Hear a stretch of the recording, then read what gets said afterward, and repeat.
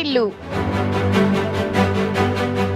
ఎన్టీఆర్ గృహకల్ప పథకం ద్వారా ఇల్లు లేని నిరుపేదలకు అప్లికేషన్ పెట్టుకోవాలంటే ఎటువంటి అర్హతలు ఉండాలి, ఎటువంటి డాక్యుమెంట్స్ ఉండాలి అని చెప్పిన హౌసింగ్ శాఖ పీడీతో ముఖాముఖి. పొన్నాడ కోరినాయుడు అండి, project director, AP state housing corporation, Vizianagaram జిల్లాలో పనిచేస్తున్నాను. హౌసింగ్ పొందడానికి అర్హతలు ఏంటంటే, ఇప్పుడు కొత్తగా ఈ ప్రభుత్వం వచ్చిన తర్వాత హౌసింగ్ శాంక్షన్స్ కోసం మాకు డిమాండ్ సర్వే అని ఒక లాగిన్ ఇచ్చున్నారు. ఇంజనీరింగ్ అసిస్టెంట్కి, ఏఈకి లాగిన్స్ ఇచ్చున్నారు వెబ్సైట్లో. ఆ లాగిన్లో ఎంటర్ చేసుకోవచ్చు. ఎవరైనా లబ్ధిదారులు ఇల్లుకి అర్హులైన వాళ్ళు ఈ కింది పత్రాలని జతపరిచి మీరు ఇంజనీరింగ్ అసిస్టెంట్కి ఇవ్వాలి. సచివాలయంలో అప్లై చేసుకుంటే ఇంజనీరింగ్ అసిస్టెంట్ లాగిన్లో ఆయన ఎంటర్ చేస్తాడు.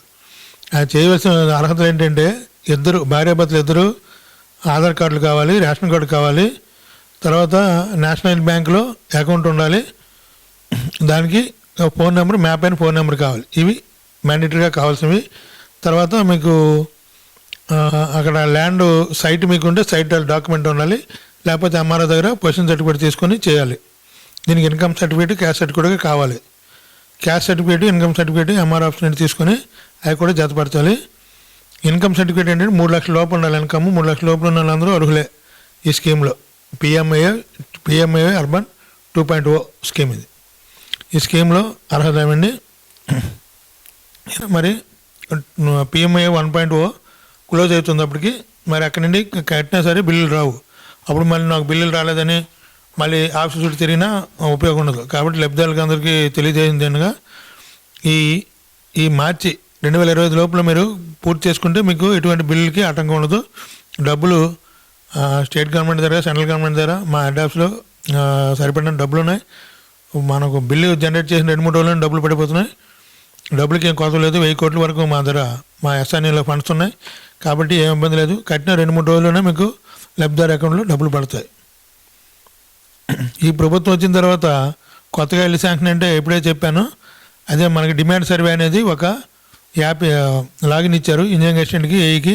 ఆ లాగిన్లో ఎంటర్ చేయాలండి. మనం ఇంతవరకు కూడా మన జిల్లాలో 1600 వరకు ఎంటర్ చేసాము, ఇంకా ఎంటర్ చేయాల్సి ఉంది. మరి ఇవి త్వరితంగా ఎవరైనా ఇల్లు కావాల్సిన వాళ్ళు సచివాలయంలో అప్లై చేసుకుంటే అక్కడి నుండి వాళ్ళు మీరు ఈ డాక్యుమెంట్స్ కానీ సబ్మిట్ చేస్తే వాళ్ళు చర్యలు తీసుకుంటారు. డిమాండ్ సర్వేలు ఎంటర్ చేసిన తర్వాత అవి హెడ్ ఆఫీస్కి వెళ్తాయి. హెడ్ ఆఫీస్లో అవన్నీ కూడా షిఫ్ట్ వ్యాలిడేషన్ అన్నీ చేసి వ్యాలిడేషన్ చేసి అందులో ఎలిజిబుల్ అన్ని లిస్ట్ మాకు పంపిస్తారు. మళ్ళీ పంపిన తర్వాత ఇక్కడ డిపిఆర్ తయారు చేస్తాం. ఈ డిపిఆర్ ఏమో స్టేట్ గవర్నమెంట్కి వెళ్తుంది, అక్కడి నుంచి సెంట్రల్కి వెళ్తుంది. సెంట్రల్ నుంచి శాంక్షన్ అయ్యి వస్తాయండి. ఇవన్నీ అయ్యేసరికి ఏప్రిల్లో మనకు శాంక్షన్ రావడానికి అవకాశాలు ఉన్నాయి. తర్వాత లంకపట్నం గురించి అడిగారు. లంకపట్నంలో హుదూదు ఇల్లు శాంక్షన్ అయ్యండి. అందులో కొంతమంది శాంక్షన్ కాని వాళ్ళు, కొంతమంది లబ్ధిదారులు, అనర్హులైన లబ్ధిదారులు అందులో ఉన్నారని తెలిసింది. అవన్నీ కూడా కలెక్టర్ గారు ఎంక్వైరీ చేసి వాళ్ళందరినీ ఖాళీ చేసే ప్రయత్నం, అందులో ఎలిజిబుల్ అంటే ఇస్తాము, లేని వాళ్ళు ఇన్ఎలిజిబుల్ అయితే ఖాళీ చేయడం జరుగుతుంది. ఇంకా ఎంఆర్ఓ కూడా లెటర్ రాయడం జరిగింది.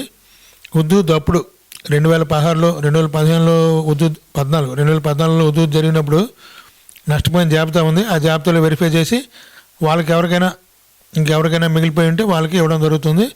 వాడికి ఇవ్వడానికి చర్యలు తీసుకుంటాం. చాలామంది చనిపోయారు అంటున్నారు. అప్పుడు లబ్ధిదారులు చనిపోతే వాళ్ళ ప్లేస్లో వాళ్ళ వారసులకు ఇవ్వడం జరుగుతుందండి.